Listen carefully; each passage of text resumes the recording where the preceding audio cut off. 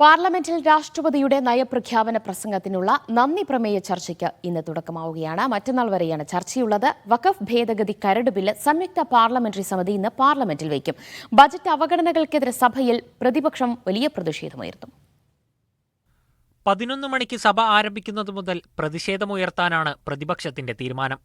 കുംഭമേളയിലെ അപകടവുമായി ബന്ധപ്പെട്ട് ബജറ്റ് ദിനത്തിലും പ്രതിപക്ഷം പ്രതിഷേധിക്കുകയും ബജറ്റ് ബഹിഷ്കരിക്കുകയും ചെയ്തിരുന്നു.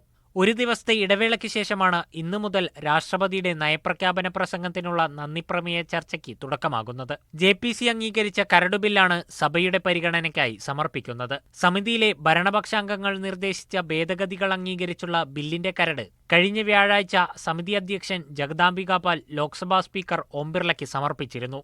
BJP MP സഞ്ജയ് ജയ്സ്വാളിനൊപ്പം JPC അധ്യക്ഷൻ ജഗദാംബിക പാലും ഹിന്ദിയിലും ഇംഗ്ലീഷിലും റിപ്പോർട്ട് അവതരിപ്പിക്കും. ബില്ലിലുള്ള എതിർപ്പ് പ്രതിപക്ഷം രേഖപ്പെടുത്തിയിട്ടുണ്ട്. അതേസമയം ബില്ലിലെ തന്റെ വിയോജനക്കുറിപ്പിലെ വകുപ്പുകൾ തന്റെ അറിവില്ലാതെ തിരുത്തിയെന്ന ആരോപണവുമായി പ്രതിപക്ഷാംഗവും കോൺഗ്രസ് MPയുമായ സയ്യിദ് നസീർ ഹുസൈൻ രംഗത്തെത്തി. മീഡിയ 1 ഡൽഹി.